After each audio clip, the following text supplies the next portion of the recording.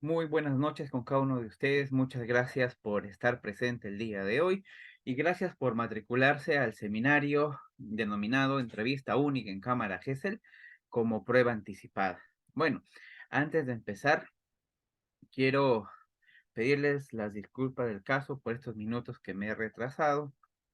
Bueno, y vamos a recopilarlo, vamos a ganar ese tiempo, pues pasándonos un poquito más. Asimismo, cabe mencionar de que yo no uso diapositivas, simplemente vamos a poder utilizar la pizarra para poder explayarnos, conversar, compartir sobre este tema que es muy interesantísimo tanto para los abogados como para los psicólogos. Entonces, si en caso ustedes tuvieran alguna pregunta, consulta o duda, pueden hacerlo mediante el chat y vamos a ir pues avanzando con la ponencia. Bueno, el día de hoy El día de hoy vamos a hablar de un tema muy importante, un tema muy delicado de cierto modo, que es pues la entrevista única en cámara S. Y vamos a definir estas dos palabritas, pero antes de definir, quiero que puedan comprender cuál es el proceso. Si ya lo saben, solo vamos a refrescar un poquito la memoria. Y si no sabemos, pues obviamente vamos a aprender. Todo esto va a partir del proceso de,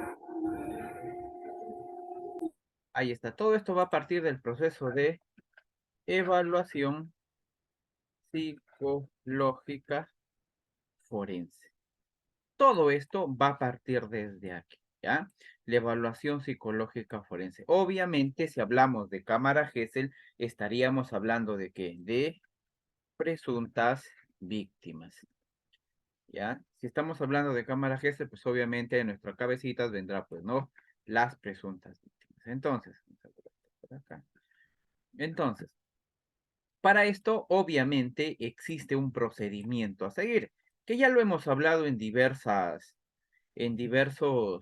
eventos, en diversas ponencias, ya hemos hablado y lo vamos a tocar de manera muy rápida. Uno de ellos, lo que vamos a hacer nosotros, pues, es obviamente la los datos personales, ¿ya? Personales, o también conocidas como datos de filiación, en el cual la persona te va a brindar los datos, valga la redundancia, personales de él o de ella, ¿no? Nombre, apellido, edad, religión, ocupación, y todo esto.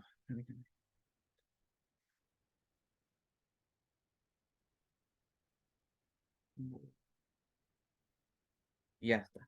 Entonces, dentro de los datos de filiación, vamos a recopilar información importante en relación a los hechos personales. Datos de filiación, datos personales. Ahora, una vez que terminemos esto, pasamos al motivo de evaluación. Ah, aquí está. De esto estaba hablando. Motivo de evaluación.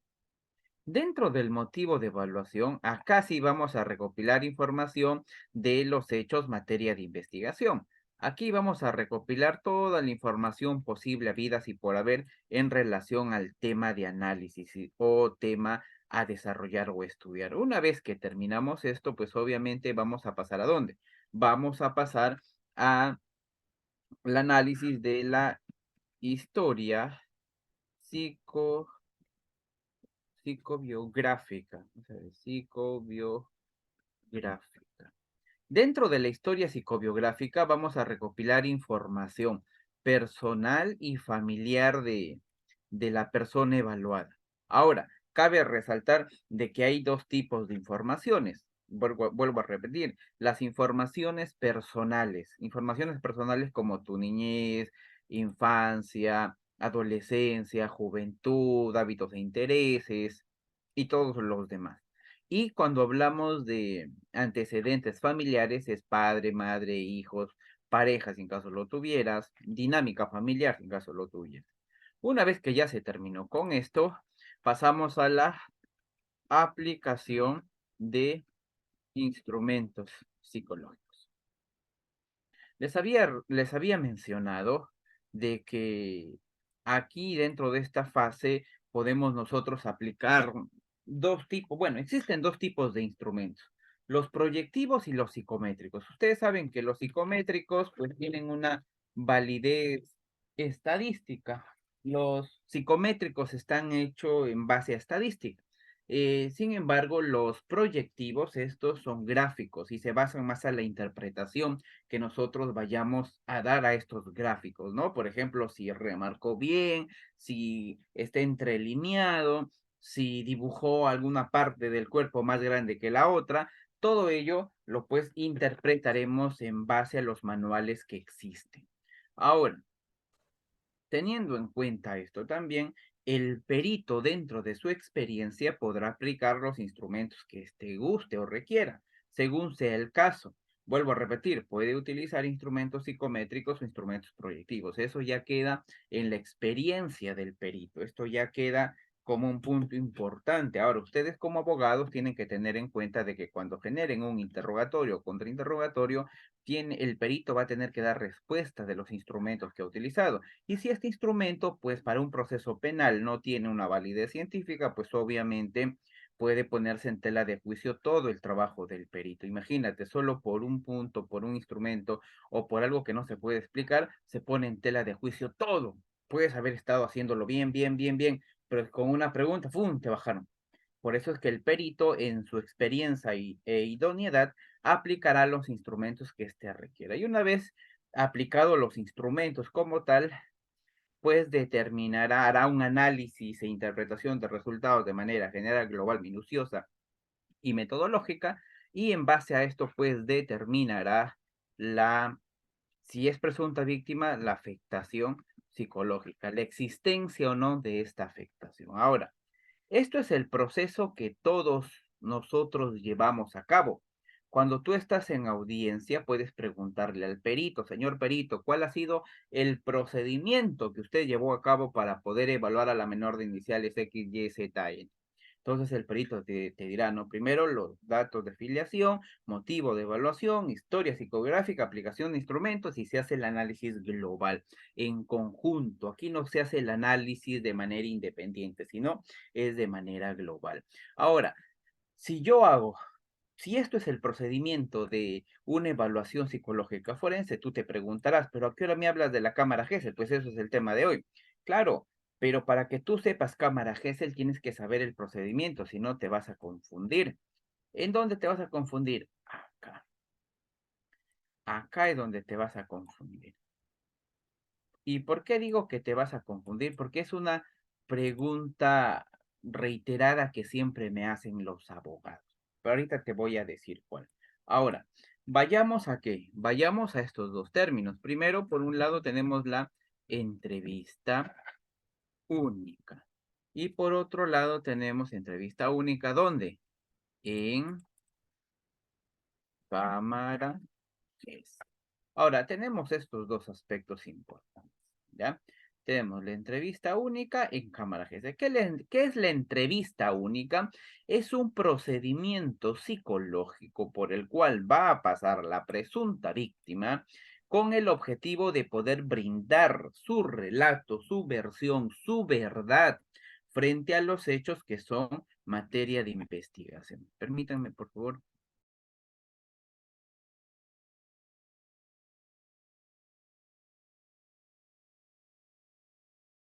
Ya estamos. Entonces, aquí la persona va a brindar el relato. Entonces, ¿qué es la entrevista única? Es, valga la redundancia, es un procedimiento único que va a pasar la persona brindando su declaración, su relato, su verdad, porque estas dos personas, presunta víctima como presunto agresor, tienen su verdad. Entonces, ahora a nosotros nos toca buscar una verdad científica. Entonces, para ello, empiezo a generar este proceso. Ahora, ¿por qué se llama entrevista única en cámara Gesell? Cámara Gesell es la instalación como tal.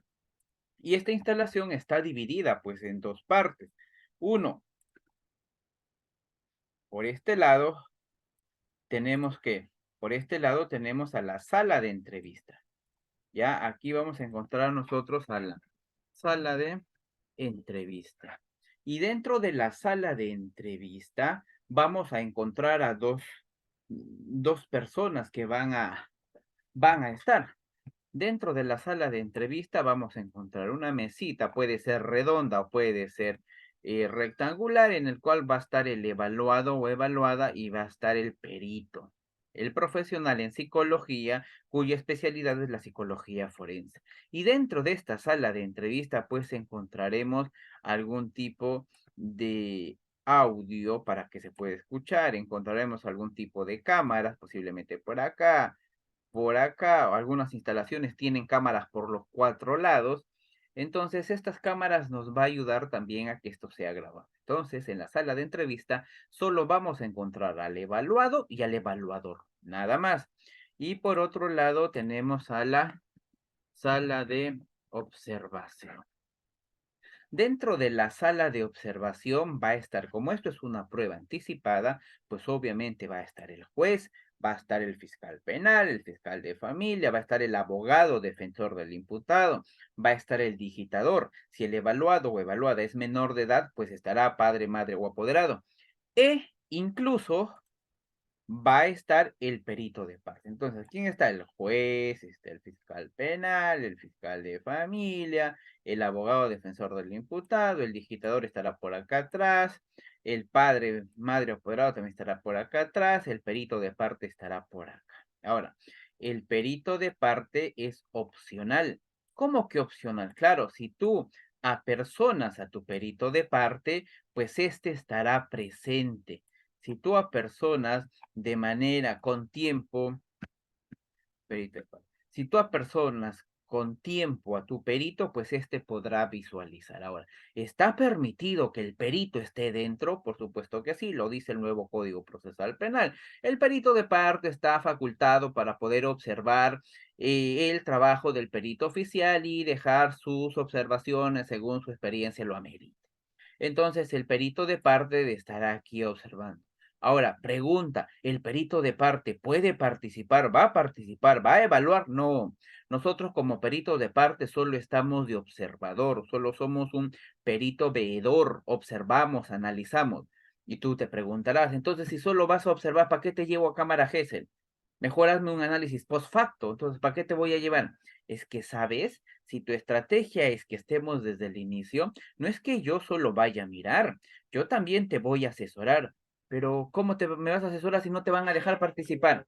Es que yo no necesito participar, yo simplemente te hago las preguntas en una hoja, te mando por WhatsApp, ahí te codeo para darte las preguntas y eres tú quien realizará las preguntas mediante el psicólogo. Así que nosotros no participamos de manera directa, pero sí participamos de manera indirecta, porque el abogado que me ha contratado o el cliente tiene que saber o tiene que estar, pues, bueno, tiene que saber que el perito de parte va a actuar en este hecho. Ahora, la doctora Michelle me preguntó, bueno, hecha, ¿previa autorización puede participar también de forma virtual? Sí. Por pandemia, usted sabrá de que todas las diligencias se realizaron de manera virtual, toditas, toditas, incluso las audiencias hasta el día de hoy. Sin embargo, como ya se fue, gracias a Dios, la pandemia, muchas instituciones lo están ya llevando de manera presencial. Le comento algo, yo tenía una entrevista única en Cámara GES en Chiclayo, el día viernes que pasó a las 8 de la mañana. Yo le llamé al abogado y le dije, doctor, discúlpeme, no puedo participar porque a las 10 de la mañana tengo una diligencia presencial, perdón, a las 11:30 tengo una diligencia presencial en Lima Norte, entonces me tengo que presentar. Si yo viajo allá a Piura, no voy a llegar. Entonces, por favor, solicite que se realice de manera virtual. Entonces, el doctor hizo algunos escritos y solicitó que este proceso se lleve de manera virtual. O sea, no hay necesidad de estar presente porque ya voy a observar yo mediante esta plataforma. Haciendo un alto, doctora Michelle. Creo que Doctor, buenas noches. Buenas noches Oiga, con todos. ya, Gusto en saludarlo nuevamente. igualmente. Doctor, en este caso yo radico en la ciudad de Arequipa. Me interesa la presencia de un perito eh, muy especializado, muy bueno, un cráneo, que me acompañe en la diligencia, que obviamente va a ser de parte. Pero aquí en medicina legal, en lo que tenemos en Cámara GESEL, nos restringen un poco la virtualidad. En ese sentido, yo creo que con previa autorización se podría enviar un correo para que tomen las precauciones del caso, en tanto que si no vulneraría nuestro derecho de defensa y podría inducir a error, como se ha visto en bastantes casos de cámara GESEL, que muchas veces las psicólogas que practican el peritaje en cámara GESEL inducen las respuestas y las preguntas al examinado, cuando en realidad el examinado nunca dijo nada. Y luego el protocolo de pericia consiste solo en un copy-paste de lo que es el acta de entrevista y decir, utilice tal instrumento, concluyo tal cosa y no más. Entonces, esa sería la forma, ¿no? De introducirlo antes, poner en conocimiento, ¿no? De que se tomen las precauciones con los datos del perito para que pueda participar en esta diligencia de cámara, que es el más aún que se trata de un menor que se encuentra ya con una situación de mitomanía y con una situación de mentiras y hasta de consumo de alcohol, un menor de edad. ¿Es Correcto. correcto, doctor? Por supuesto, doctorita, y es más, ¿sabe? Aquí, eso es eso es lo bueno de poder conversar y no presentarte una diapositiva y hablarle sobre la positiva. Mira, aquí ustedes como abogados tienen dos tipos de estrategias. Uno, presentar desde el inicio a tu perito de parte. Esto va a obligar, ojo, si aquí hay peritos oficiales, no lo tomen personal, por favor, ya, yo no tengo nada con nadie, es más, ni siquiera quiero tener nada con nadie, todo es profesional, no me quiero pelear con nadie, pero cuando el perito oficial ve, observa que ya está notificado un perito de parte, el perito oficial ya prevé y toma también sus medidas correspondientes. ¿Qué quiero decir? Que le da la debida objetividad. No estoy diciendo que no le dé, sino de que genera mucha más objetividad que un perito de parte puede estar. Ahora, por cuestión de estrategia puede suceder dos cosas. Uno de ellos, presentar a tu perito de parte desde el inicio hasta el final, o lo segundo, solo presentarlo para el análisis post facto. ¿Qué quiero decir? ¿Y cuál es el pro y el contra? El, eh, el pro de poder apersonar a tu perito de parte va a ser que te va a acompañar y obviamente pues te va a generar las dudas o te va a responder las dudas que tú puedas tener dentro del proceso y va a ayudar a la objetividad. Pero lo malo de esto es de que ya le avisaste a la otra parte que tienes un perito.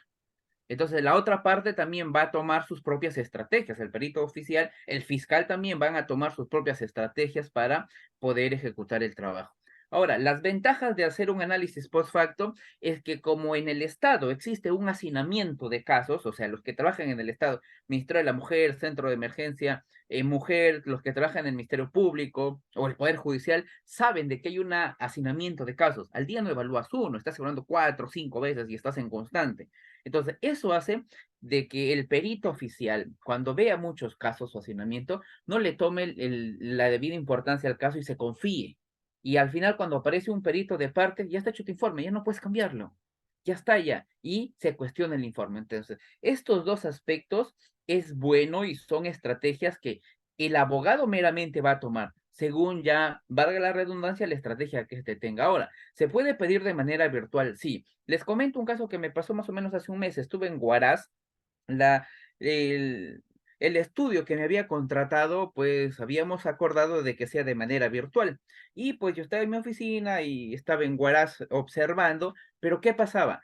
Empezó a fallar el internet, no se escuchaba, no se observaba bien. Entonces el juez decidió pararlo y reprogramar. Y dijo, todos vengan presencial. No me importa si tu perito está en la China. Ese día viene aquí y se presenta. Entonces cambió, nos citaron a 2 semanas después para poder estar de manera presencial en el Instituto de Medicina Legal de Huaraz. Entonces, así básicamente va sucediendo en muchas instituciones. El viernes estuve en Chiclayo, ahí sí no hubo ningún tipo de problema audiovisual, pero sin embargo, muchas veces sí se requiere la presencia, valga la redundancia, la presencia presencial, por decirlo así, del perito para que pueda guiar al abogado o al estudio jurídico que éste le contrate. Doctorita. Doctor, estimado doctor, desde mi punto de vista y por la experiencia que tengo, si bien es cierto lo que usted comenta de que develaríamos nuestra estrategia a la otra parte, pero también, como Sun Tzu lo dice, hay que analizar el terreno que pisamos.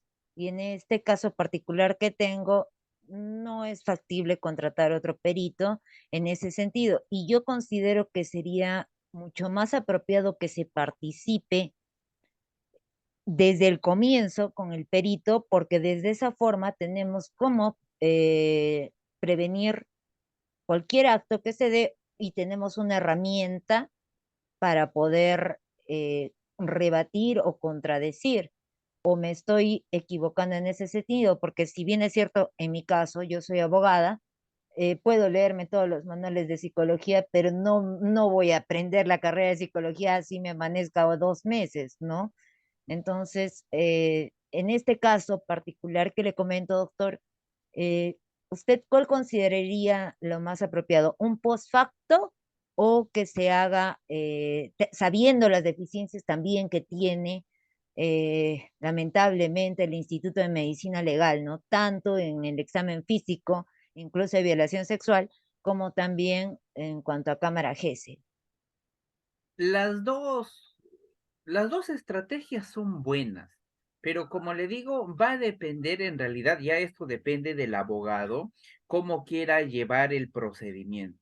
Las dos son buenas en todo sentido. Yo puedo estar presente, asesorarte, darte las preguntas, estar en la evaluación posterior y todo esto, y al final, como dice el nuevo Código Procesal Penal, artículo 177, si no más me equivoco, dice de que una vez que el perito observa, dejará constancia de lo observado.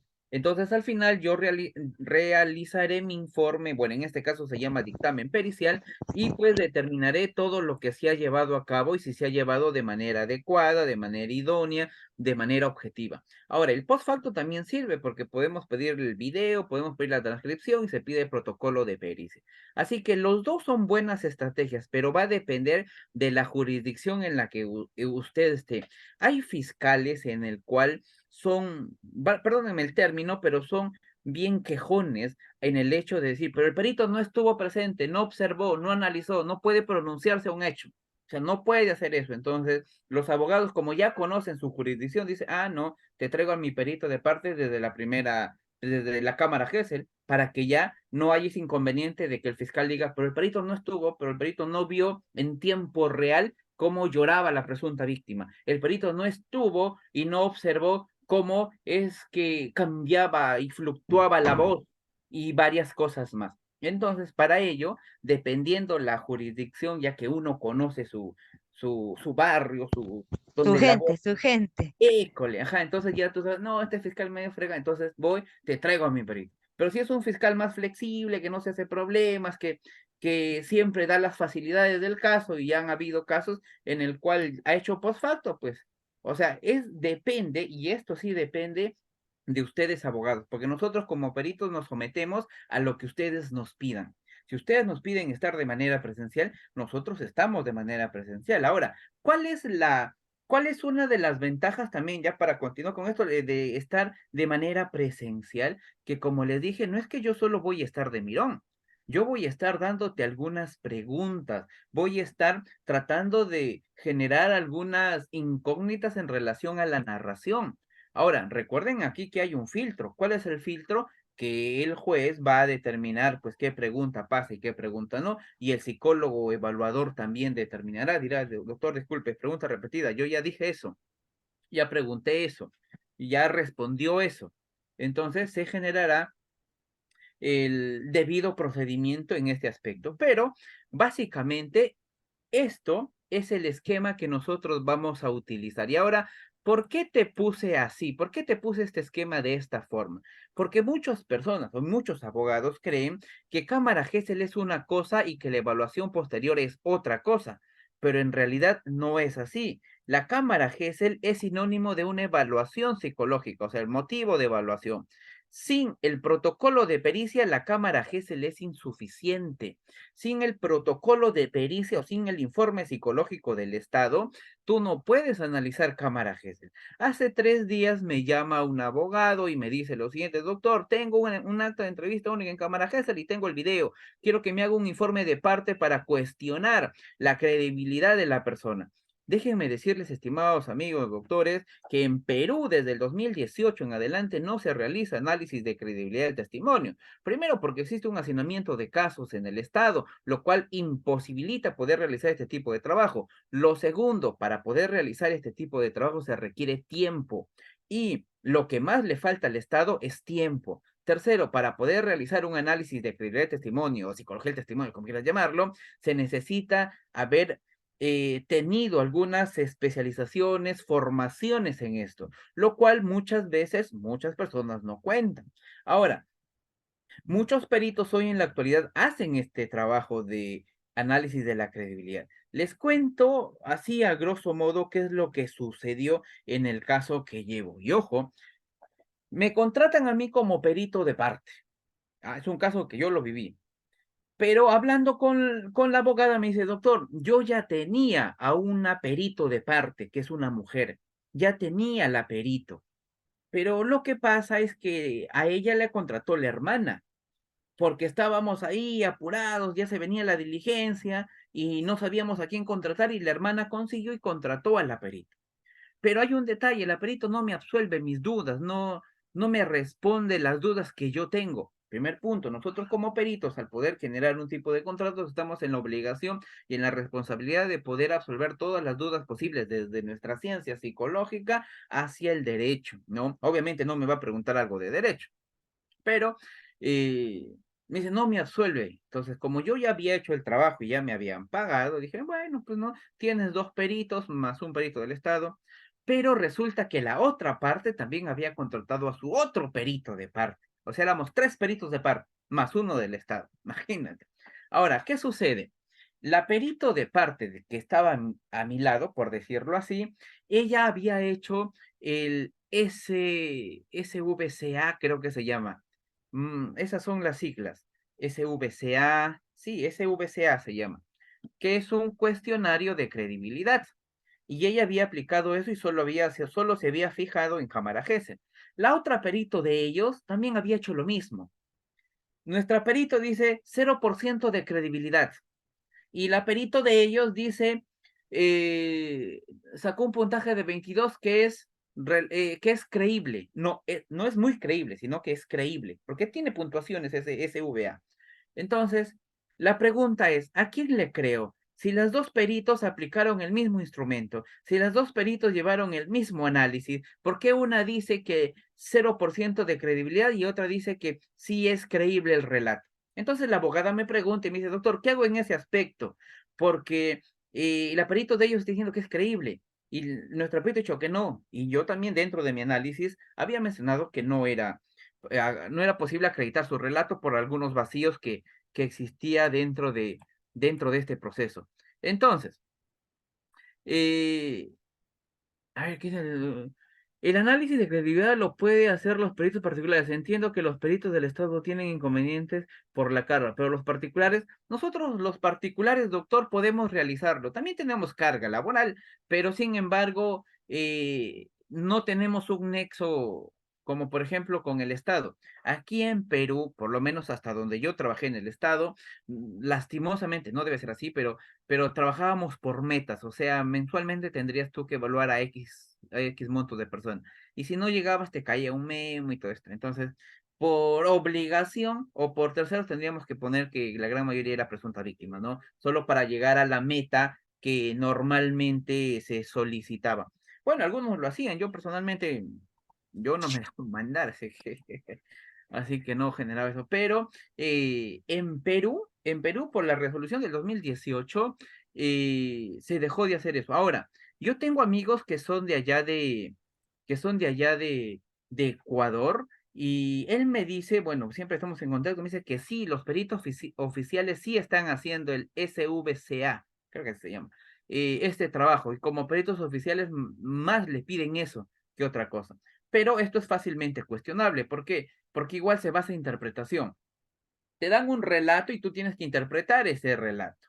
SVCA, ahí está, sí. Y el SBA es el resumen del, bueno, no es el resumen, es una parte del SBCA, CBCA. Entonces, eso era la gran problemática. Ahora, ¿por qué llegamos a estos temas o a estos puntos? Fácil, porque nosotros como peritos vamos a tener dos aspectos fundamentales. Bueno, antes de continuar, hasta acá, ¿está claro el esquema? Recuerda de que la entrevista única es parte del motivo de evaluación. O sea, no está fuera, no es que vayas a hacer otro trabajo, no es otra pericia, no es otro informe pericial, sino es junto. El protocolo de pericia sin cámara GSL o sin la entrevista única es incompleta. La entrevista única sin protocolo de pericia es incompleta. No puede faltar ninguno de los dos. Para que haya tres, tiene que haber uno, dos. Si no, no llegamos a tres.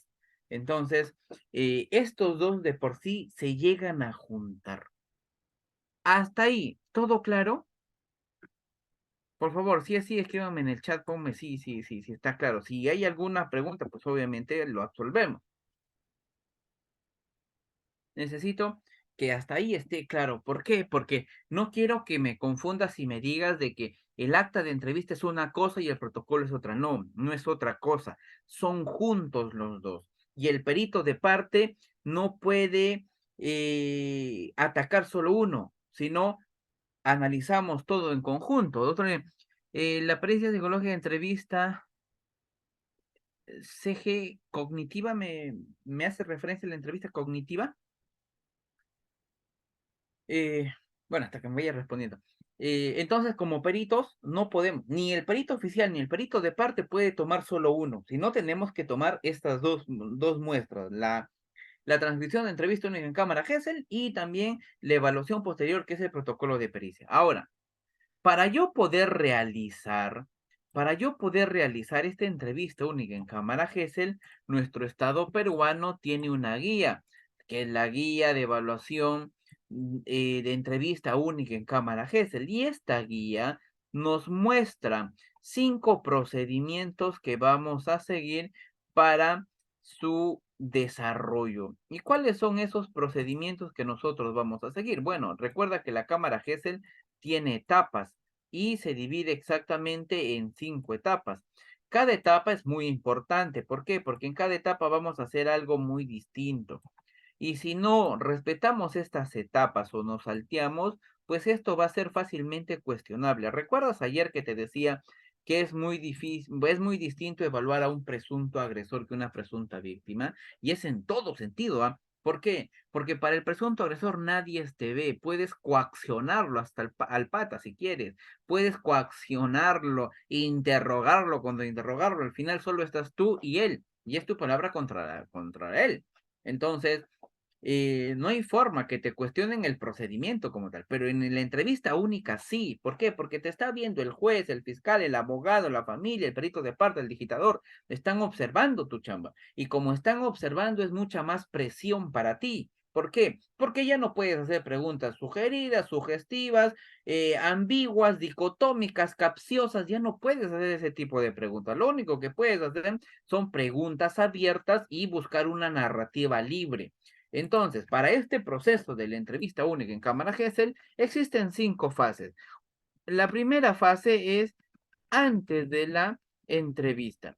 Antes de la entrevista, ustedes como peritos oficiales van a tener que leer la carpeta fiscal. ¿Y para qué vas a tener que leer? ¿De chismoso? No, pues no vas a leer de chismoso. Vas a leer para que te puedas asesorar o por lo menos para que puedas saber de qué es el tema. No es igual intervenir en una violación sexual que en tocamientos indebidos, ya que tu intervención va a ser distinta. Eh, en la cámara G es una prueba, por eso es una prueba. Sí, exactamente, doctor Muñoz. Entonces, dentro de antes de la entrevista, en la fase uno, tú como perito, ¿qué vas a hacer? Vas a leer la carpeta fiscal o por lo menos le vas a dar una ojeada para ver qué tipo de delito se está configurando. Entonces, en base a esto, hablarás con el fiscal y posiblemente pues le digas, doctor, ¿gusta que aborde por algún tema específico o no? Y el fiscal pues te dirá, sí, por favor, quiero que puedas abordar más sobre la casa donde fue el hecho. Entonces el perito abordará un poquito más sobre la casa que diga el menor o la menor sobre el hecho. Ahora, antes de la entrevista también tú vas a conversar con el padre, madre o apoderado a fin de brindarles y decirles sus normas, sus derechos y deberes, ¿no? Según el Código del Niño y Adolescente, tú le brindarás la información correspondiente y a la par le harás firmar un consentimiento informado. Y este consentimiento informado va, valga la redundancia, va a tener que firmar el padre, madre o apoderado y la menor. Obviamente, si es mayor de edad, pues no se requiere la participación de padre, madre o apoderado.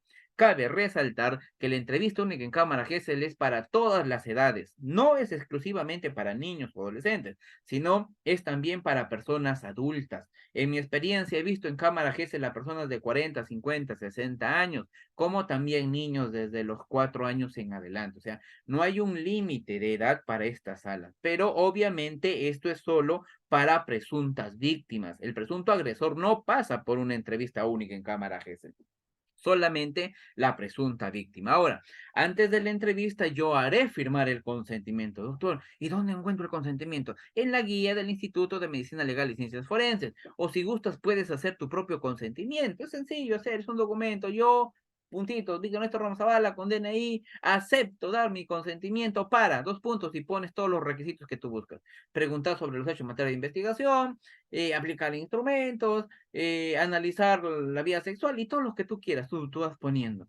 Y eso te sirve pues a ti como un medio de prueba. En realidad, el consentimiento informado es un chaleco que nos va a cubrir y proteger a nosotros los psicólogos. Personalmente, todo psicólogo clínico, educativo, organizacional y todas las especialidades debería aplicar un consentimiento informado, pues mañana más tarde no sabes qué pueda pasar, ¿no? Imagínate tú como psicoterapeuta, estás generando una terapia a una persona y después te dice que tú le obligaste a poder pasar y bla, bla, bla. Y si no tienes un consentimiento informado, imagínate cómo queda. Código de Éticas del Colegio de Psicólogos del Perú, dentro del capítulo uno hace referencia a este consentimiento informado y que es muy importante y necesario para todas las especialidades. Entonces, una vez que la persona firmó, bueno, firmó el evaluado o evaluada. Ahora, cabe también recalcar lo siguiente. El consentimiento informado no hay una edad. Las guías, o por lo menos los manuales, no nos dan un número de edad. No te dice que el consentimiento puede firmar los niños a partir de los 3 años en adelante. Eso no te dice. Lo único que te dice es que el consentimiento lo firmará si es menor de edad según su madurez. Entonces, psicológicamente hablando, ustedes, queridos colegas, ¿a partir de qué edad crees tú que una persona ya se encuentra maduro para poder brindar su consentimiento a poder pasar este tipo de evaluación?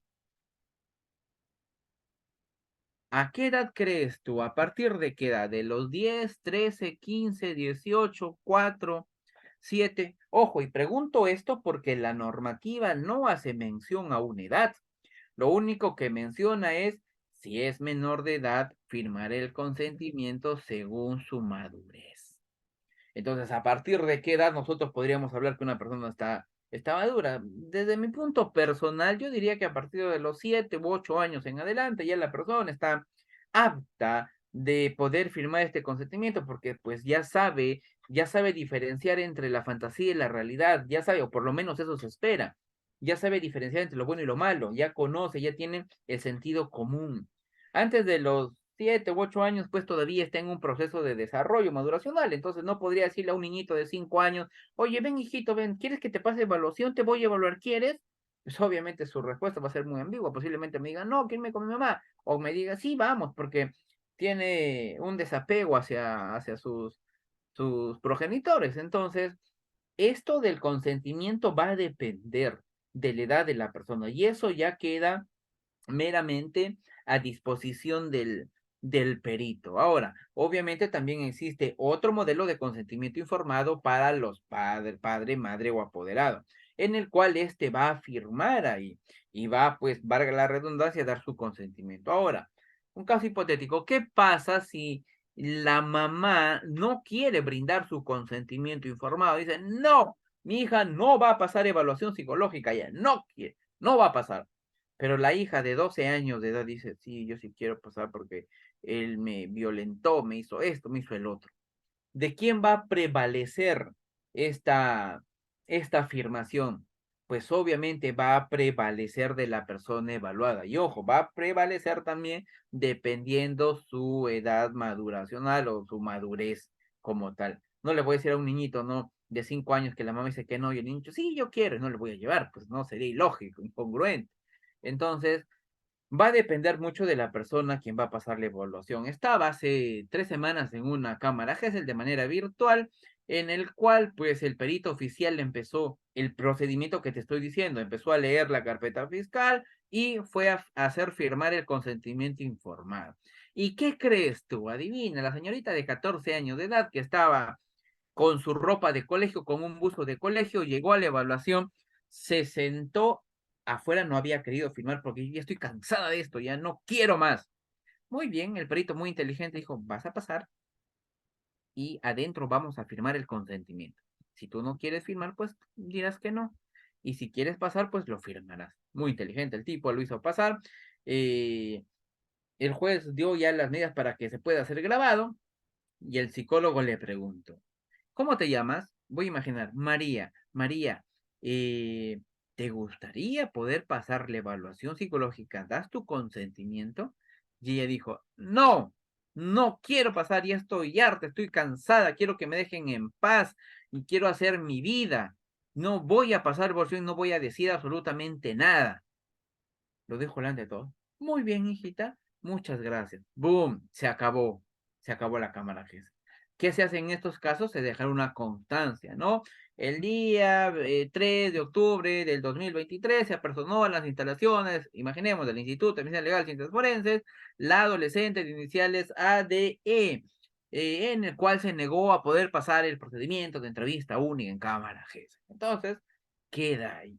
Pero no siempre es así. Hay personas que realmente sí pasan o si están con todo el deseo de pasar. Entonces, una vez que ya el perito hizo firmar el consentimiento, le dio las generales de ley y observó que todo está bien, pues pasamos a la segunda fase. Ahora, me estaba olvidando también. En esta primera fase, que es antes de la entrevista, el perito tiene la obligación de conversar previamente con la mamá, por o mamá, papá, o padre, madre o apoderado. ¿Con qué o por qué razón o motivo? Porque yo voy a tener que saber si el menor o la menor evaluada sufre algún tipo de problema, si quizás tenga alguna discapacidad, tenga algún retardo o retraso o tenga algún tipo de patología que puede impedir el procedimiento. Imagínate que sea autista. ¿Cómo intervienes ahí? Imagínate que tenga, o sea, Asperger, o que tenga no sé, un problema de conducta, por ejemplo. Entonces, para ello, el perito tiene que saber antes esto. ¿Para qué? Para poder armar en su mentecita la estrategia que éste va a tomar para poder intervenir. De lo contrario, te estarías tirando a la piscina sin agua. Claro, muy bien, doctorita, imagínate que sea síndrome de Down. ¿Cómo lo evalúas? Entonces el perito ha tenido que presentar o que preguntar, mejor dicho, anteriormente algunos antecedentes psicológicos que pueda considerar para el proceso de evaluación. Hasta ahí, fase número 1. ¿Está claro? Por favor, si es así, dime sí, pues no en el chat. Eso es lo que hacemos antes de la entrevista. Y todo perito tiene que hacer. Si tú eres perito del Estado, obviamente tienes que hacer esto sí o sí. Leerte la carpeta fiscal, hablar con el padre, madre apoderado, hacerle firmar, hacer firmar al menor preguntarle a la mamá si existe algún tipo de antecedente que pueda tener en cuenta, hablar con el fiscal para ver por dónde quiere que se pueda intervenir. Ahora, la pregunta es, ¿qué pasa si te toca una persona que habla inglés? ¿Qué me ha pasado? ¿O qué pasa si llega una persona sordomuda? ¿Qué hago? Ya no le evalúo. La dejo así nomás. Me voy a, me voy a practicar 2 meses de, de, de esto. ¿Qué hago? Pues para esto existen traductores. Nuestro estado tiene traductores ahí que te van a ayudar o te van a facilitar la información. Aquí vamos a responder haciendo un paréntesis la pregunta de la doctora Zully. Dice, una pregunta, si una niña de 10 años pasó cámara GESEL el día 2 de octubre por hechos de tocamientos por parte del papá, y ya. Pero la evaluación psicológica de la anamnesis, la evaluación eh, psicológica entere en el perfil psicosexual que la niña de 10 también ha sido tocada por su hermano y primo. ¿Es necesario o se puede realizar nuevamente la cámara GESEL por el hermano o primo? ¿Sabe? ¿Sabe, doctorita? Cuando hay otros casos, materia de investigación, tiene que pasar la menor o el menor nuevamente por una entrevista única, porque ya no está pasando por A, ahora está pasando por B. Y en B, la menor brindará nuevos detalles que pasó con B. O ya no pasa con B, va a pasar ahora por C. Doctor, pero sí ya lo evaluaron. Claro, pero lo han evaluado no por ese caso, sino tienes que evaluar nuevamente o pasar por la entrevista única para poder recopilar información de ese nuevo hecho. Entonces, me tocó un caso en el cual la menor pasó doble vez cámara Gesell. Yo le dije, pero ¿por qué? Es que hay un nuevo delito. O sea, ya no está denunciando a Víctor, está denunciando a Ernesto ahora. Pero los dos son hermanos, sí, pero con Víctor se explayó, solo Ernesto dijo, sí, él me tocó. Y fiscal está abriendo otra investigación a Ernesto. Y ya se abre de parte. Ahora, una vez que ya tuvimos antes de la entrevista, pasamos al inicio de la entrevista. Cuando hablamos del inicio de la entrevista, es cuando ya, por ejemplo, antes de la entrevista, todavía no están aquí en la sala, están aquí afuera. Están todavía por aquí, están haciendo firmar el consentimiento, están conversando por aquí, se están alistando, el perito está buscando su protocolo de SATAC, está listando su lápiz, su hoja bon y todo esto. Una vez que ya pasa, eh, si ya pasa a la primera etapa, que es al inicio, recién ingresa acá. Ahora, y si fuera un entrevistado extranjero, si, doctorita, si el extranjero habla español, no hay ningún inconveniente. Le comento algo, cuando hacía una pasantía en la policía, llegó una señorita de 12 años de edad de los Estados Unidos, acusando a su primo de una violación sexual. El detalle era lo siguiente, yo no hablo inglés, a lo más sé decir hello y bye bye, nada más. Entonces, llegó esta chica, 12 años, no parecía su edad porque ustedes saben, ¿no? Estados Unidos son más desarrolladas y no aparentaba su edad. Pero para suerte mía, una de las internas sí sabía inglés. Entonces ingresé a evaluar con ella para poder tener información. Pero si la evaluada o entrevistado o entrevistada fuera de otro país que hable español, no hay ningún tipo de inconveniente. Ya, ahora, una vez que ya matamos la fase uno, pasamos a la fase 2, que es al inicio de la entrevista. ¿Qué voy a hacer yo al inicio de la entrevista?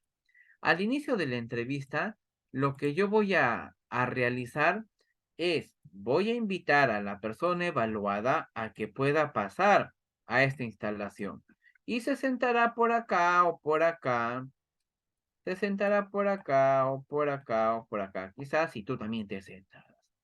Y lo primero que hacemos es la introducción o presentación al hecho.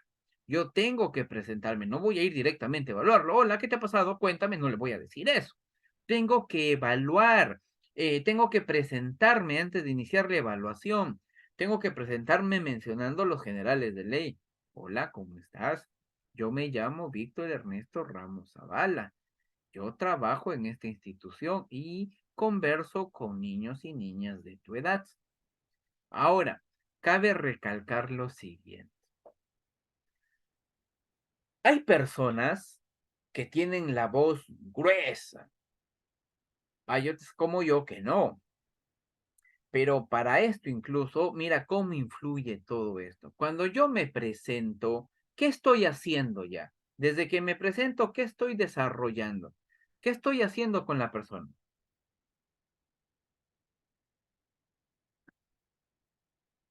Estoy generando el famoso rapport o el estadio de confianza con la persona.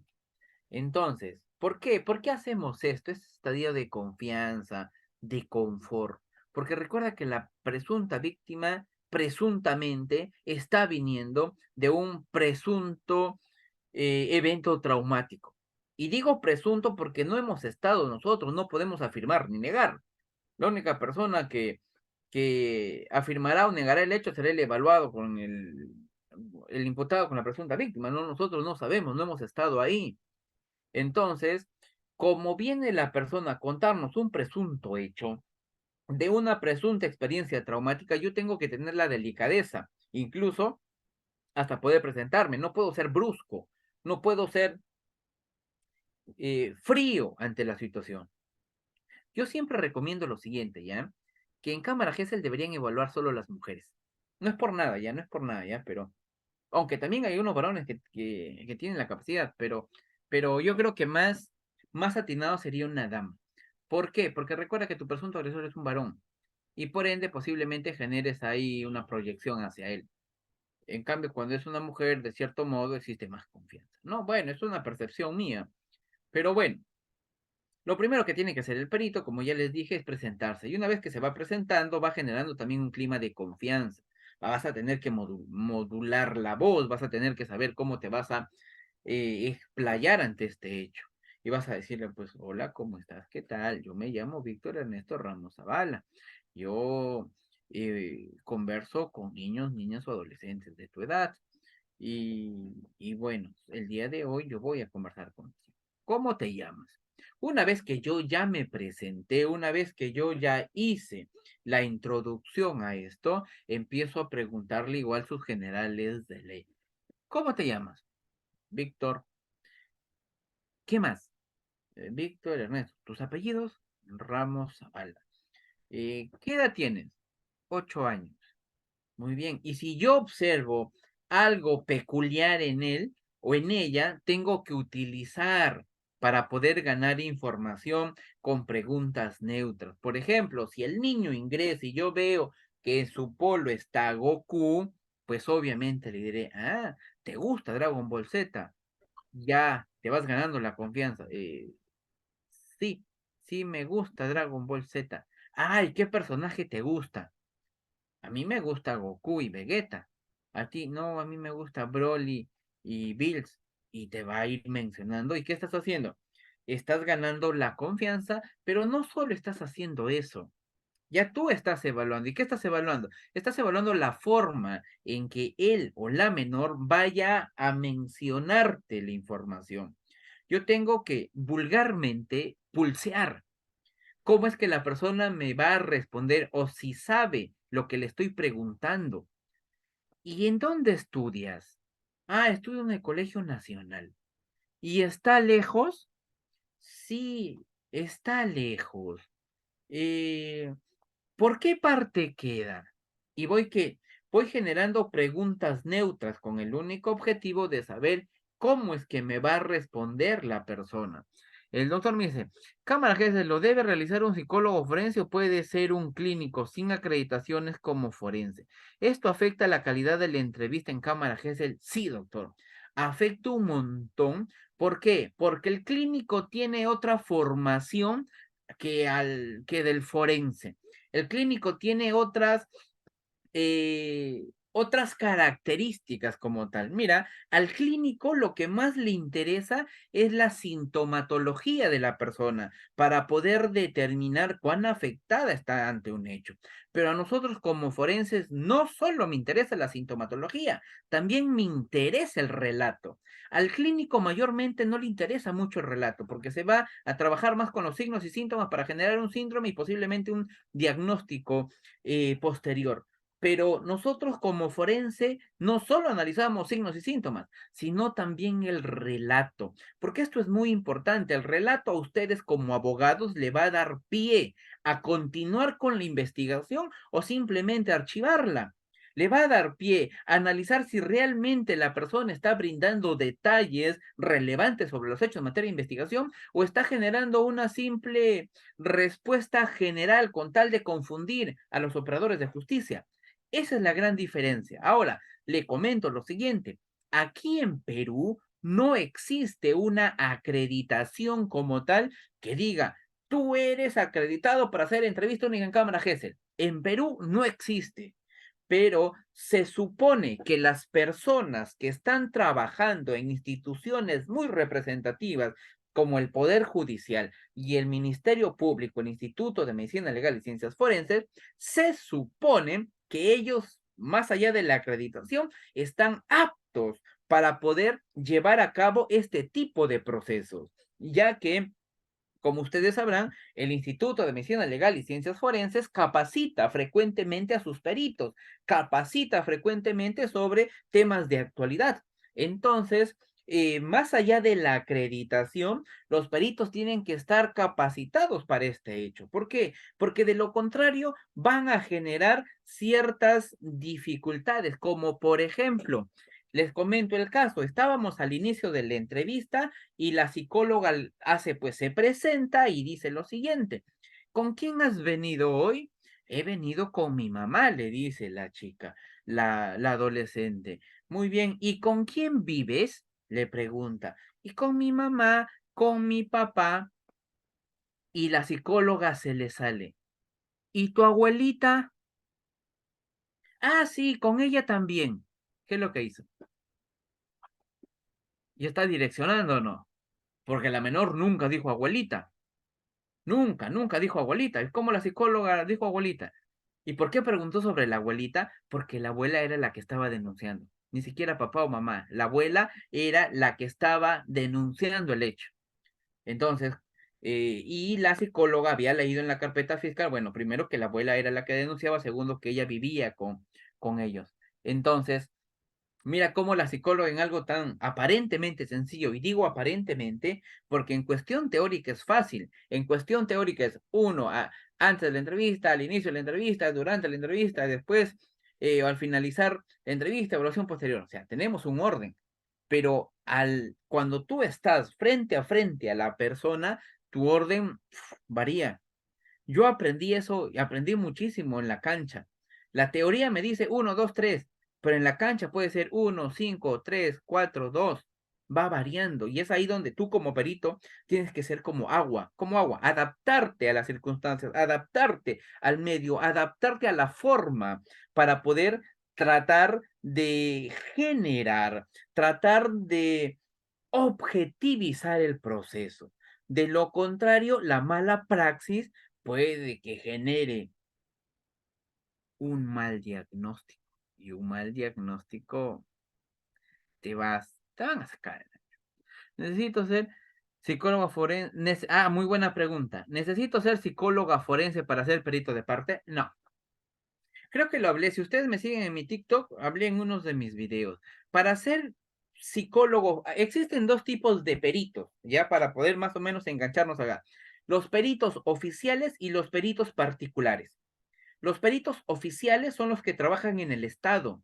¿Y qué necesitas para trabajar en el Estado? Tener tu título, colegiarte, hacer serum y tener 2 años de experiencia. Y dentro de esos 2 años de experiencia, haber adquirido cursos, capacitaciones, talleres, congresos, seminarios en relación a ciencias forenses. ¿Qué se necesita para ser perito de parte? Estar titulado, colegiado y habilitado. ¿Qué, doctor? ¿Nada más? No, nada más, nada más. se solicita para ser perito de parte. Pero ten en cuenta lo siguiente. Yo les quiero hacer una pregunta entre si tú estás, imagínate que tú que me estás escuchando, estás en un problema. Imagina que estás en un problema X, problema X. ¿Tú contratarías a alguien para que ganes o para que pierdas? ¿Le estarías pagando a alguien el precio que te pone monto, ya sea alto o bajo? ¿Estarías contratando para que gane o para que pierda? Y esto aplica igual para los abogados. Tú contratas a un abogado para que gane o para que pierdas. Contratas a un perito, ¿para qué? Para que gane o para que pierda. Pues obviamente, nosotros como peritos de parte, y voy a generalizar, nosotros como peritos de parte estamos orientados a no perder, porque alguien nos está contratando para ganar. Imagínate que alguien me contrate y que le haga un mal trabajo y encima pierda y encima no sepa hablar en audiencia y hasta el fiscal me dé por los suelos. Para eso, ¿qué necesitas? Yo siempre recomiendo, para que tú seas perito de parte, primero sé perito oficial. Un abogado en la maestría de Derecho un día me enseñó esto, me dijo. Él me dijo, no, yo tengo 25 años de abogado, me dice. Yo me he pasado por acá, por acá, por acá, por acá, me conozco todos, me he pasado, me contaba y lastimosamente falleció por COVID. Mateo se llamaba. Buena gente el pata. Y un día me dice, tú eres perito, escúchame, me dice, conoce al monstruo de adentro para afuera. La gran mayoría de personas solo conoce al monstruo de afuerita, domán, y crees que es sencillo, crees que es fácil, pero no, conoce tú al monstruo de adentro para afuera, porque así te los vas a comer a todos. ¿Por qué? Porque tú sabes con qué pie coge a cada institución. ¿Sabes qué es el programa de ICEMEL? ¿Sabes qué es el programa CIRA? ¿Sabes con qué programa trabaja en el Estado? ¿Sabes qué instrumentos aplica el Estado? ¿Sabes la estructura y norma del Estado? Por eso, para ser perito de parte, tienes que conocer. Ser perito de parte es sencillo. Título y tu habilitación y eres perito de parte. Pero está en uno. ¿Para qué quieres perito de parte? Bueno, vamos a continuar acá. Entonces, al inicio de la entrevista, vamos a generar preguntas neutras con el único objetivo de saber cómo es que la persona nos responde. Ahora, yo te recomiendo aquí lo siguiente. Aplica el protocolo de SATAC. ¿Qué es el protocolo de SATAC? Los dos dibujitos, varón y mujer. Pero tú me dirás, pero eso está desfasado, eso ya no se utiliza. No, es que lo vas a utilizar únicamente para saber cómo la persona evaluada llama partes del cuerpo, nada más. Te va a ayudar bastante, porque si no, vas a generar direccionamientos. Entonces, para eso, el protocolo de SATAC te va a ayudar a qué? A conocer partes del cuerpo. Pero ¿cómo conoce desde los ojos del menor? Yo te pregunto, mira, a una menor de 4 años, 4 años y medio, el psicólogo le aplicó el protocolo de SATAC. ¿Cómo se llama esto? Cabeza, ojos, nariz, boca. ¿Cómo se llama esto? Chichi. ¿Cómo se llama esto? Pupo. ¿Cómo se llama esto? En la mujer. ¿Cómo se llama esto? Cosita. El varón. Cabeza, ojo, nariz, boca. ¿Cómo se llama eso? Chichi para los varones. Eso. Pupo. Esto. Pene. ¿No te parece raro que casi a la gran mayoría de partes ha dicho por sobrenombre y solo a la parte masculina lo dijo como tal? 4 añitos y medio. Y yo te pregunto ahora, ¿una menor de 4 años y medio conocerá por nombre completo las partes del cuerpo? Tú me puedes decir sí, me puedes decir no. Me puedes decir sí, porque obviamente me vas a decir claro, porque los padres le enseñaron. Claro, porque llevó educación sexual en el colegio. Y está bien. Pero si tú vas por ese camino, tienes que haber analizado que la menor haya llevado esto. O sea, tienes que haber corroborado. De lo contrario, te aseguro que alguien le enseñó. Llega evaluación cuando trabajaba en el Estado un menor de 5 años que dijo lo siguiente, es que el señor abusó sexualmente de mí. Él me violó. 5 años. ¿Tú crees que un menor de 5 años sabrá la definición de qué es violación? Sabrá la definición de qué es, él decía, él me ultrajó. Decir, tú sabes que un menor de 5 años podrá tener la capacidad de dar una definición a estos tipos de evento. pues es medio raro. Basta que ya te diga, ya te activó, ya hay algo aquí. Y tú como perito tienes que investigar eso. No te estoy diciendo que no le creas. Te estoy diciendo que investigues mucho más a profundidad de dónde apareció esto. Si te dices, no, él me ultrajó. ¿Y qué es ultrajar? Si te lo define bien, pues obviamente vas por el camino y te dice, es que me tocó, es que hizo tal cosa. Entonces, en base a las definiciones que te dé, pues obviamente verás tú cómo lo vas perfilando. Ahora, aquí te decía de que es muy importante de que apliques el SATAC. ¿Por qué? Porque el SATAC te va a ayudar o te va a dar ciertas definiciones que va a utilizar el menor. Y basta que utilice esas definiciones, lo vas a tener que utilizar en todo el proceso. Si el menor dijo chichi, vas a llamar a los senos chichi en todo momento. Si el menor dijo pipilín, vas a llamar pipilín en todo momento. No puedes cambiar de, de información. No es que él te diga pipilín y tú en la evaluación.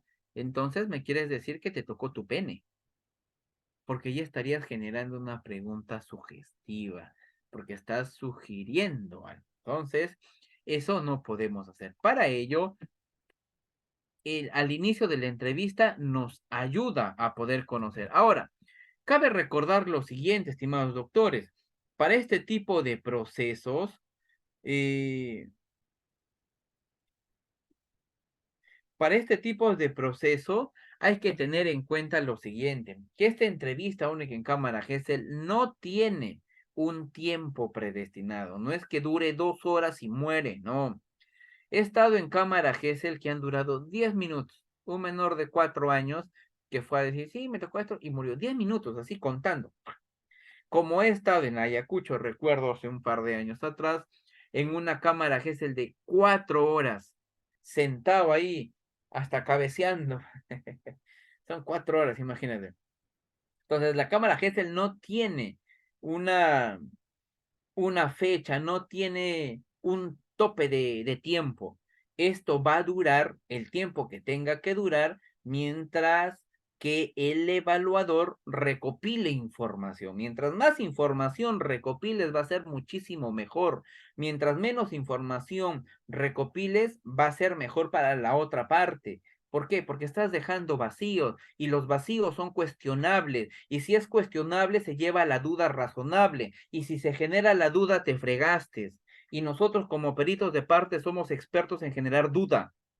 ¿Ante qué? Ante un hecho. Porque si tú me dices que en tu evaluación el evaluado presenta una narrativa coherente, una narrativa espontánea, llena de detalles, me dices así, y de pronto yo leo el protocolo de pericia y dice, sí, vino, me tocó y se fue y venía y me tocaba siempre. Ya, pero ahí no hay detalles, solo te he dicho una versión general. Y es eso en donde se pone en tela de juicio. Entonces, hay que tener en cuenta esto. Bueno, hasta ahí, el inicio de la entrevista. ¿Está claro? Por favor, si es así, pon en el chat. Sí, sí, sí, sí, sí, sí.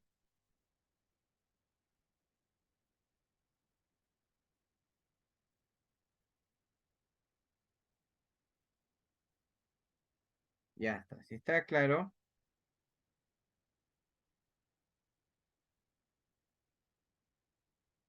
ahí está, muy bien.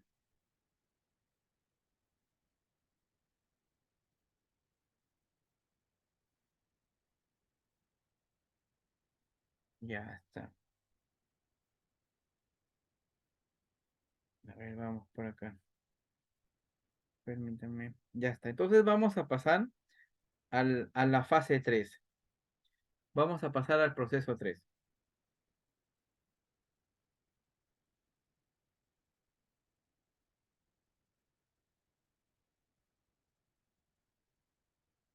Ya está. Proceso 3, ¿qué es? Durante la entrevista. Es más, ni siquiera hay interpretación con el profesor. Parece que fuera mudo. No amenaza ni tampoco deduce. Sí, muy bien. Vamos por acá. 3. Durante la entrevista. Aquí ya en durante la entrevista vas a recopilar los hechos que son materia de investigación. Aquí sí te vas a ir al punto.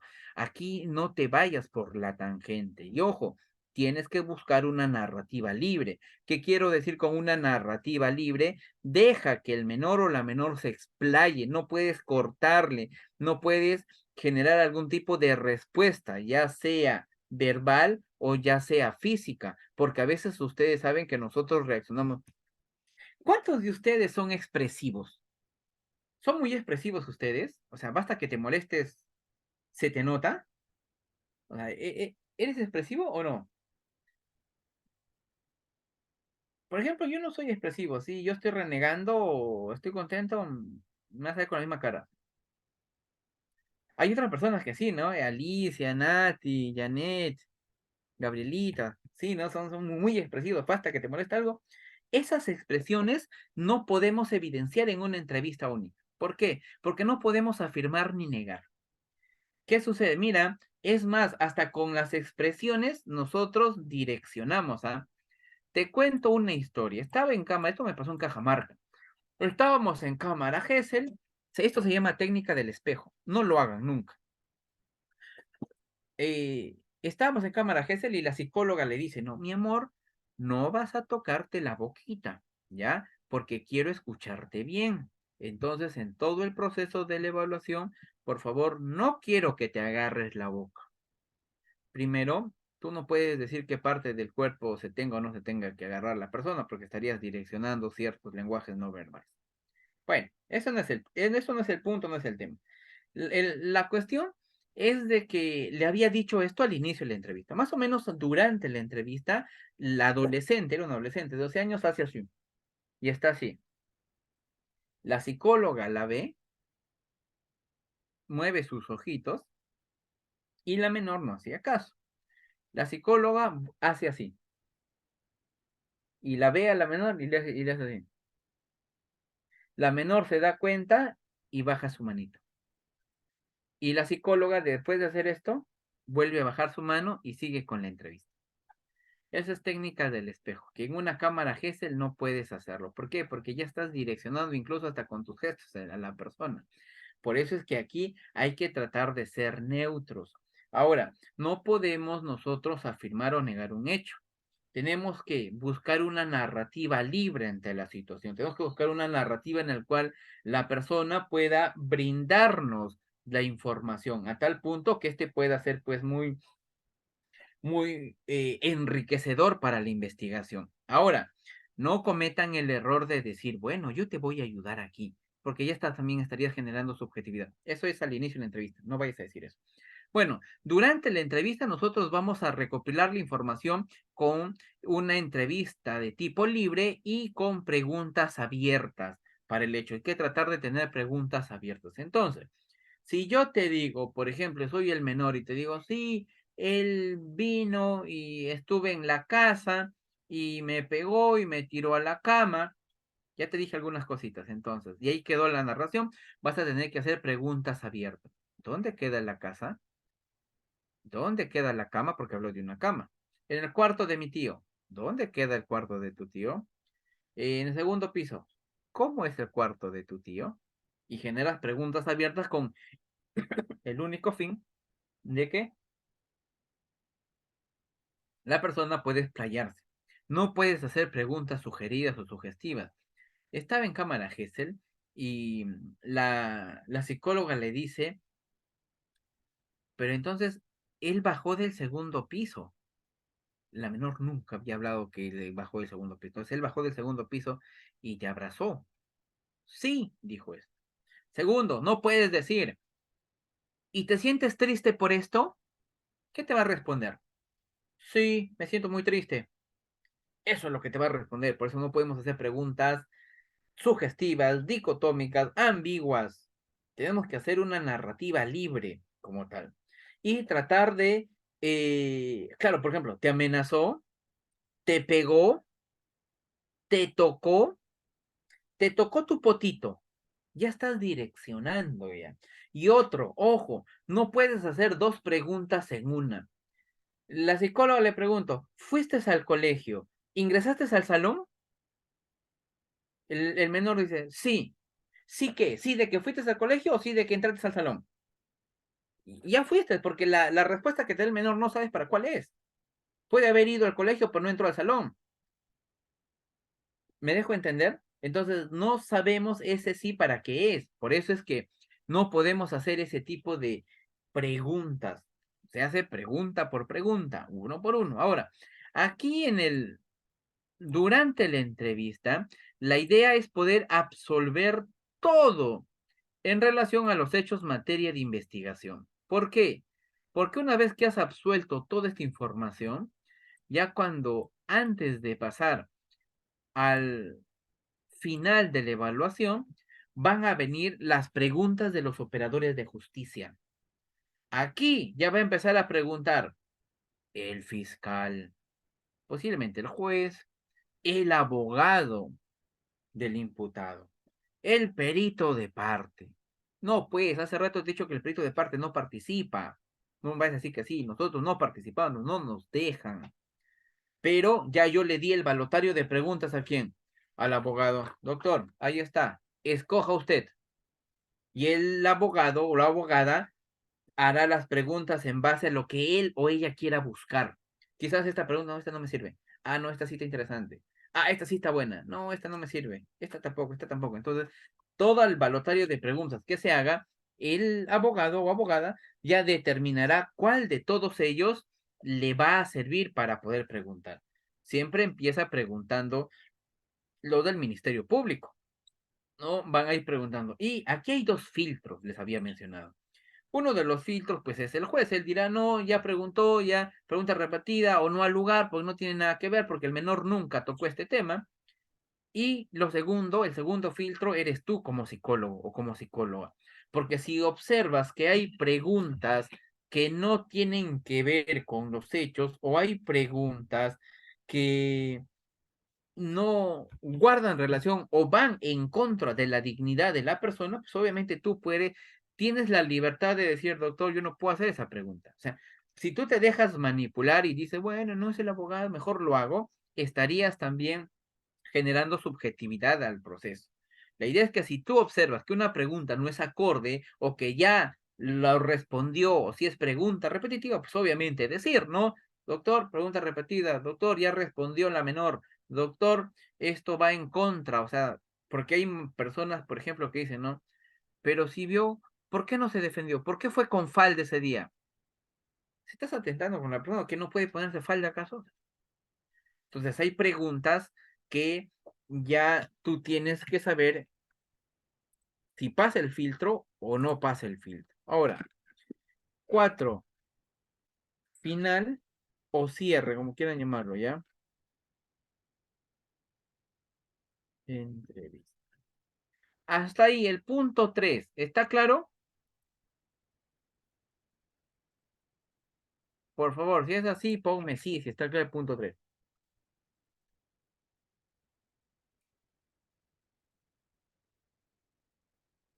La idea es que más o menos te vayas conociendo, sabiendo toda esta estructura, porque ahí es donde nosotros vamos a atacar a los peritos oficiales. ¿Saben?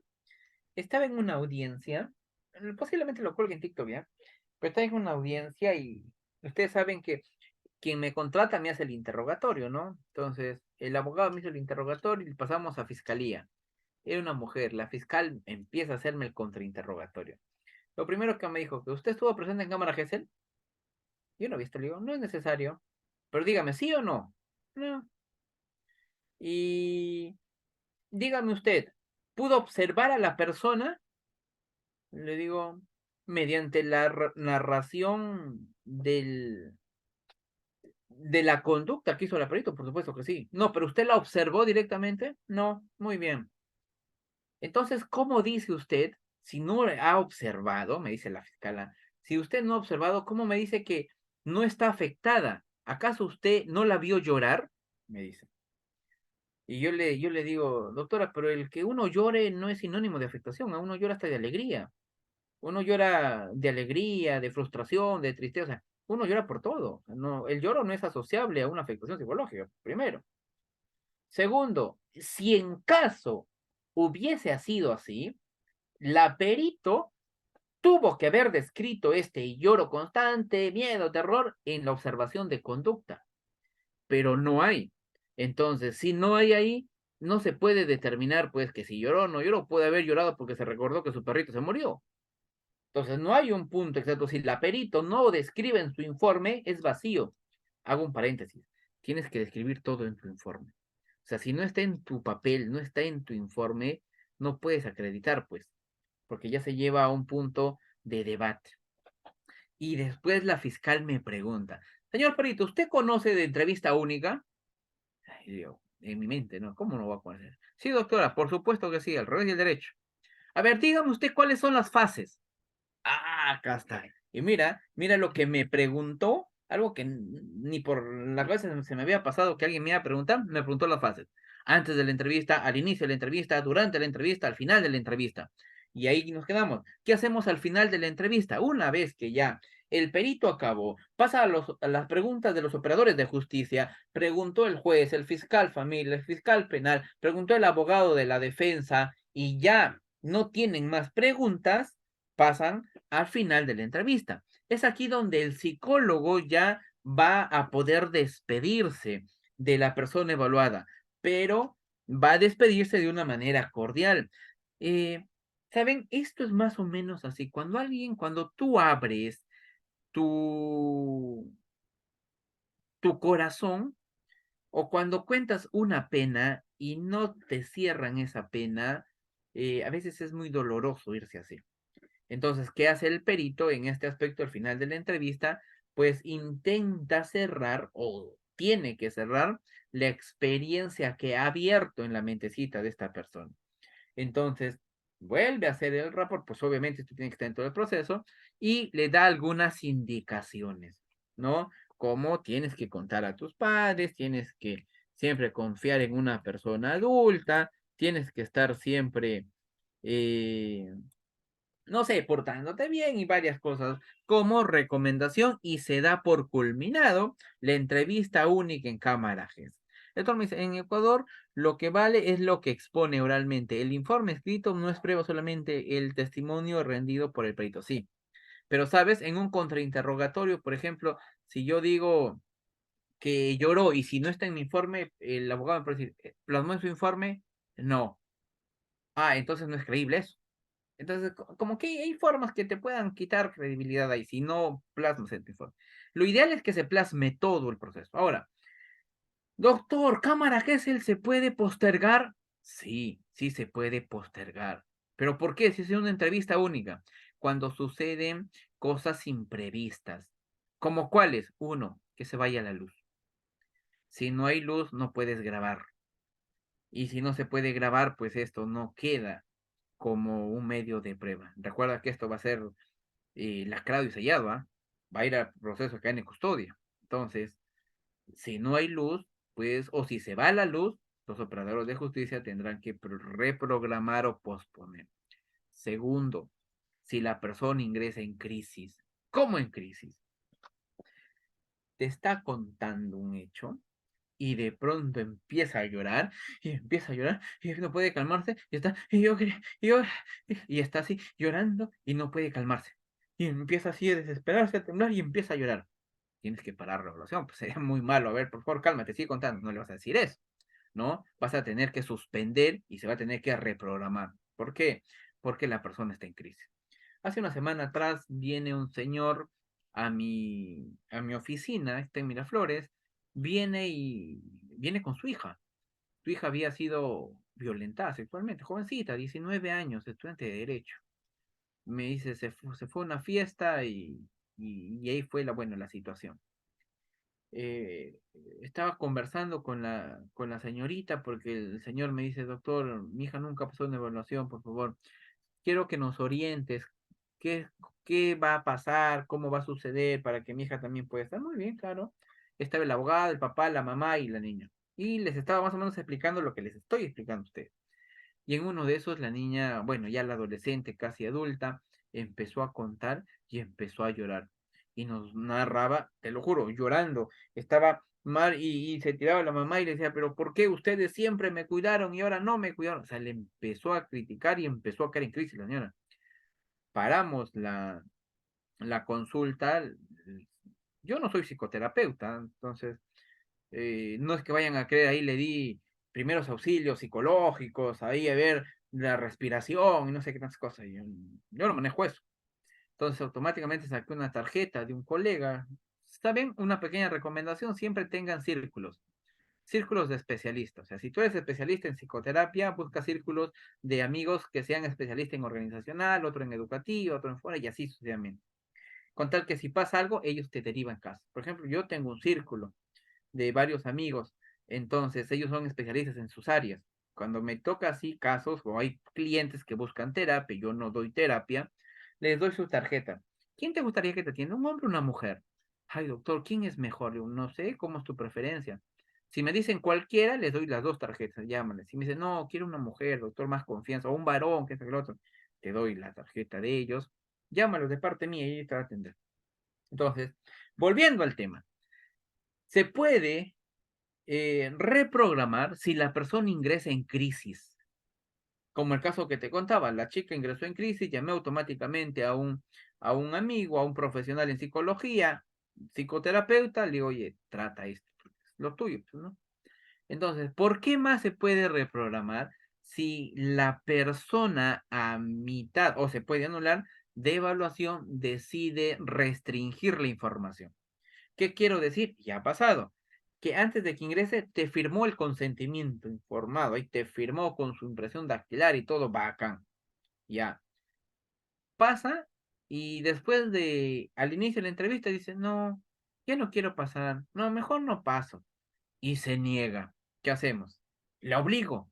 Digo, no, no, ya estás acá, no me sales. No, no, no, ni te muevas. ¿Ah? Yo no puedo hacer eso, pues. ¿Qué tengo que hacer en estos casos? Bueno, el fiscal va a tener que reprogramar el proceso, simplemente anular, porque no, ya no quiere brindar su consentimiento. Y por último, si hablamos de aspectos fisiológicos, como ir al baño, por ejemplo, ¿no? Por eso es que antes de la evaluación se recomienda, hijito, hijita, anda al baño, eh, orina, porque adentro ya no puede salir. No, la idea es que no salgas, pues, porque imagínate que sales y estás viendo en tu celular o alguien te dice, tienes que decir esto, tienes que decir el otro. Entonces se convierte en subjetividad. Una vez que terminamos, al final de la entrevista, viene el paso 5. Sería la paso 5. Evaluación posterior. ¿Y qué es la evaluación posterior, estimados amigos? ¿Sabes qué es la evaluación posterior, estimados doctores? Esto es la evaluación posterior. Esto es historia psicobiográfica y aplicación de instrumentos. Esto es lo posterior. Por eso les digo, sin cámara Gesell no puede haber un protocolo de pericia. Y sin protocolo de pericia, cámara Gesell es incompleto. Es muy subjetivo que un perito solo te examine el relato de entrevista única en cámara Gesell y deje de lado el protocolo de pericia. Te comento el caso. X abogado contrata a su perito de parte y le dice lo que te estoy diciendo. Por favor, doctor, hazme un análisis del video y hazme un análisis de la transcripción de cámara Gesell y emíteme tu informe. El profesional dijo, ok, armó e hizo su informe. Y su informe decía, el proceso está mal, hay direccionamiento, hay vacíos y un montón de cositas. Y afirmó eso. Por ende, su relato no es creíble. Punto. El abogado se adelantó a la jugada. Agarró el informe del perito y lo presentó a fiscalía. Muy bien, su medio de prueba presentado. Pero el abogado se había olvidado o no había tomado en cuenta el protocolo de pericia. No lo había leído.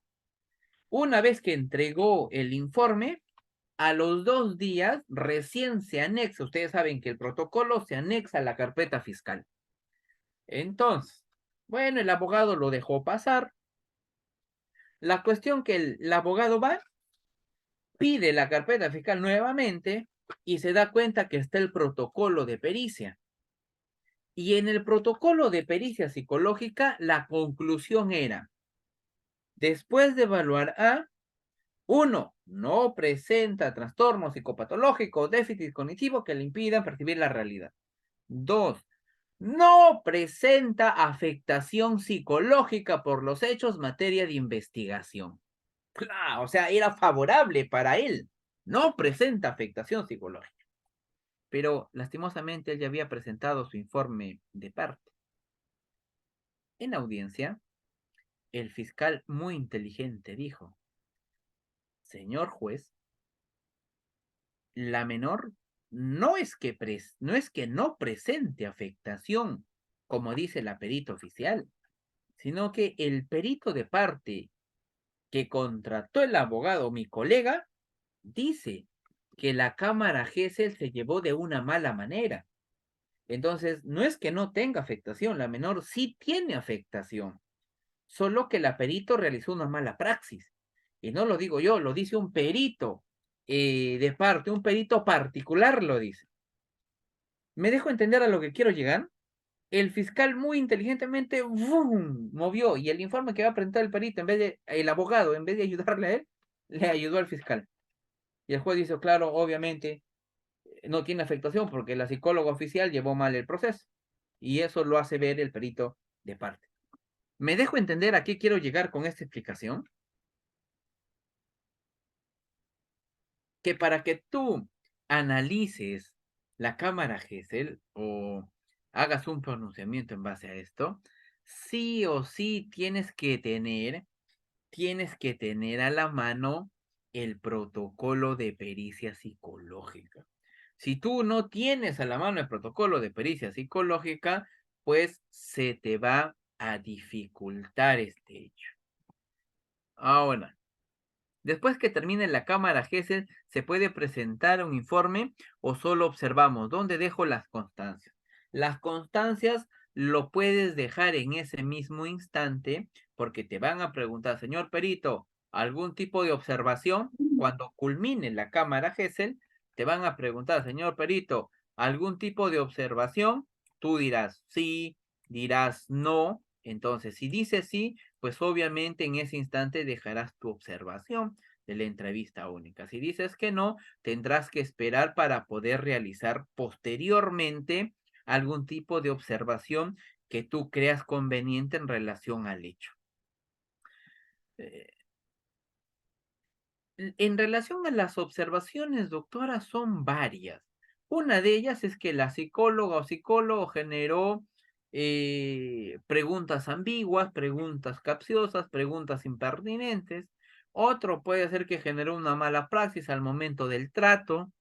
Otro puede ser de que el perito estuvo saliendo de la sala de entrevista a cada momento, en el cual dejaba al menor solo. Entonces, hay varias observaciones que se pueden dejar dentro del proceso. Y ojo, hasta para eso tienes que tener estrategia, porque tampoco no es dejar por dejar, porque después te van a preguntar sobre ello. Por eso es que la idea es hacer un análisis global para poder determinar. Hasta aquí. ¿Todo claro? Por favor, si es sí, escríbeme en el chat, pues no, obviamente dime sí, sí, sí, sí, sí. O sea, si todo está claro, ponme en el chat mientras voy buscando. Ya está.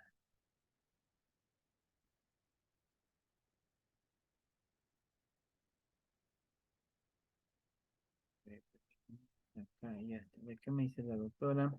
Eh, esperar entonces que nos den el protocolo. Si usted gusta, puede dejar las observaciones antes o si gusta, puede dejar después. Eso depende de la estrategia que usted vaya a llevar. Puedes dejarlo antes y lo utilizas a posteriori para tu informe o puedes esperar todo al final. Como abogado entendí lo que definitivamente, muy interesante, ya. Ahora, vamos a abordar lo siguiente. Les había dicho el día de ayer, para poder entender mejor, a ver, permítanme, para poder entender mejor, íbamos a visualizar pues un pequeño video en el cual se va a mostrar el procedimiento que ya hemos venido hablando. ¿Está bien? ¿Les parece si pasamos el video para poder visualizar unos 20 minutitos por lo menos? El video es corto, además, no es muy amplio, ¿ya? El video nos va a ayudar más o menos que lo que ya hemos hablado en teoría, llevarlo a la práctica, ¿ya? Ahora, dos cositas. Uno, voy a dejar de grabar por cuestiones de ética. ¿Por qué? Porque va a salir una menor de edad y también una profesional. Entonces, por cuestión de ética, esto no puede ser grabado ni expuesto. Lo segundo, les pido por favor que no vayan a tomar fotos en relación al video, ¿ya? Ya que esto a posteriori puede ser muy perjudicial. Siempre la ética por delante. Entonces, si yo lo estoy mostrando es meramente por cuestiones académicas, no es para poder exponer ni a la presunta víctima ni al perito. Al final, cada uno de ellas cumple un rol dentro de este proceso que como análisis académico nos ayuda bastante a entender. Entonces, si están de acuerdo, por favor, en poner el video y parar la grabación, pónganme sí en el chat para saber que todos estén de acuerdo, pues, ¿no? Porque al final ustedes han...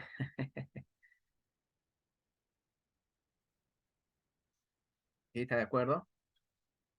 Ya está. Ya está. A ver. Bueno, espera. Ya. Entonces, teniendo esto, vamos a dar por culminado la clase y vamos a empezar con el video. De, sí, antes de continuar, ya para poder despedirnos, si les ha gustado el evento académico, pueden seguirme en mis redes sociales, como es Víctor Ernesto Ramos Zavala, que es mi Facebook. Cualquier consulta, duda en relación a las ciencias forenses con el mayor de los gustos. Si tienes algunos casos y deseas que te asesoremos, pues puedes eh, seguirnos por este medio. Asimismo, puedes seguirnos también en el Centro de Formación en Alta Especialización de Investigadores Forenses Verdes, en el cual se encuentran todos mis pupilos y pues vas a encontrar información importante. Y por último, en JV Capacitarte, y quiero agradecer a la institución porque siempre me da la forma y la legalidad para poder llevar a cabo este tipo de eventos. Ahora, quiero referir también de que está a la venta el libro Psicópatas, la semilla del mal. Si todavía no tienes este libro, pues te animo a que puedas obtenerlo. Trata acerca de la psicopatía en pleno siglo XXI y existe muy buena información en relación a cómo se ha venido abordando este tema. Y de paso vas a encontrar también algunas historias que van a ayudarte a tu desarrollo profesional como psicólogo o abogado. Bueno, con esto voy a dar por concluido este seminario en entrevista única en Cámara GESEL como participada y espero, Dios mediante, volver a verlos a ustedes en otro próximo evento. Espero haber llegado a las expectativas de cada uno de ustedes y haber compartido pues información que les pueda servir en el ámbito penal y en el ámbito psicológico para que puedan desarrollar el trabajo con mejor y mayor objetividad posible. Bueno, desde la ciudad de Lima, Perú, le mando un fuerte abrazo a cada uno de ustedes, que Dios los bendiga bastante y pues nos estaremos viendo en nuevas oportunidades. Igual voy a mandar el link al grupo si alguno de ustedes está interesado en el libro. En relación también al certificado, les voy a informar por interno, la institución le va a escribir al WhatsApp, así que no se salgan todavía, por favor, del WhatsApp, no se vayan porque ahí se va a enviar la información. Bueno, con esto damos por concluidos, les mando un fuerte abrazo, que Dios los bendiga y nos vemos hasta una próxima.